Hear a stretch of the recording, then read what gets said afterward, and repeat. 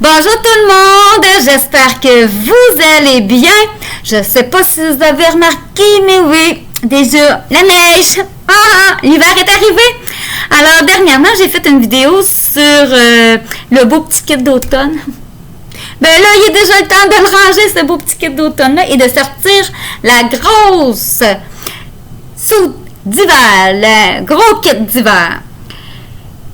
Qu'est-ce qu'on veut comme éducatrice, comme vêtements chauds pour l'hiver? Évidemment, on veut la belle grosse tuque de laine ou de polar épais qui va venir cacher les oreilles, qui va venir s'attacher ici. Comme ça, la tuque, elle va rester bien en place pour protéger votre enfant contre les otites et contre le froid.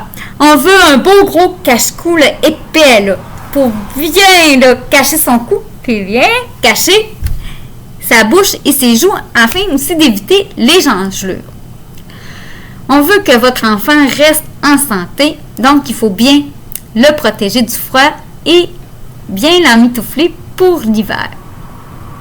Alors, il a son beau chapeau, son beau cache-cou, un beau manteau avec un beau capuchon pour venir aussi là, protéger du froid, quitte à ce qu'il soit emmitouflé, là, puis qu'on soit à peine capable de l'identifier par ses yeux, qu'on fasse « Oh, c'est à qui ces beaux petits yeux-là, là? Ah, c'est les yeux de Nicolas. Nicolas, descends! » Mais on veut qu'il soit au chaud et qu'il soit confortable.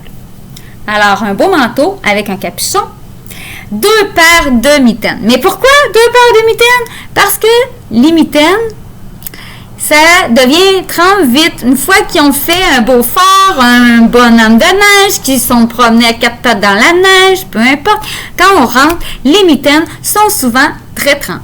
Alors, quand tu vas venir le chercher tantôt après ton travail, ça va être très agréable pour ton enfant d'avoir les mains au sec dans ses mitaines. Si tu lui mets ses mitaines qui sont mouillées, il va avoir froid pour petit coco. Alors, c'est important qu'il y ait 2 paires de mitaines.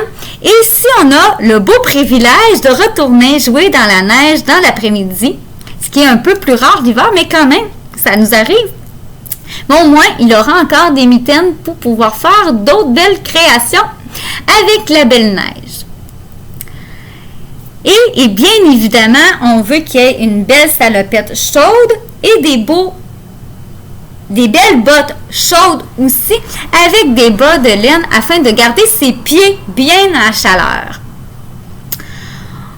On souhaite aussi qu'il ait avec lui une veste, un chandail à manches longues du type le capon ouaté pour pouvoir le garder à la chaleur à l'intérieur. Parce que souvent, ils ont, des fois ils arrivent, ils sont en t-shirt ou en chandail à manches longues en coton, mais ils ont encore froid. Avec là, ils peuvent avoir ils ont une petite veste, mais ils peuvent mettre une petite veste par-dessus. Et on peut lui mettre aussi avec son manteau pour le tenir encore plus à la chaleur, pour qu'il ait plus de plaisir, qu'il n'y ait pas trop froid dehors.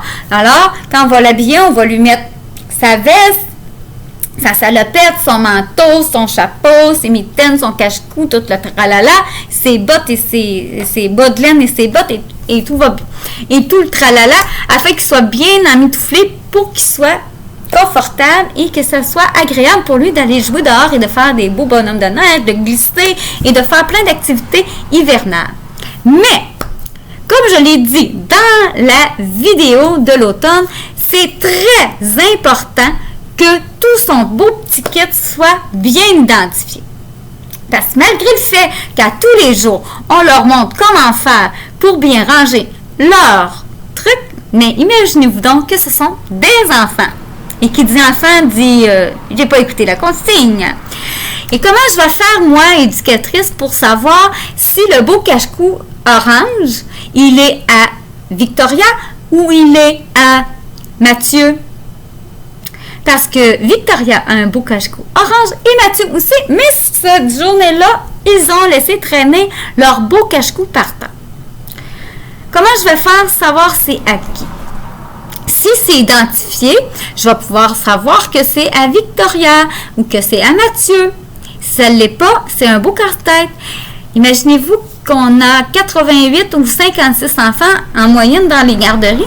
Alors, c'est pas toujours évident de savoir c'est à qui.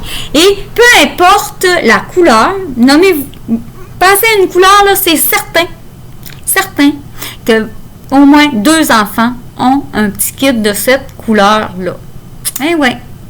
Alors, c'est pas toujours évident. Alors, pour faciliter la tâche des éducatrices, pour éviter aussi les pertes, il vaut mieux identifier tous vos petits kits de vos enfants.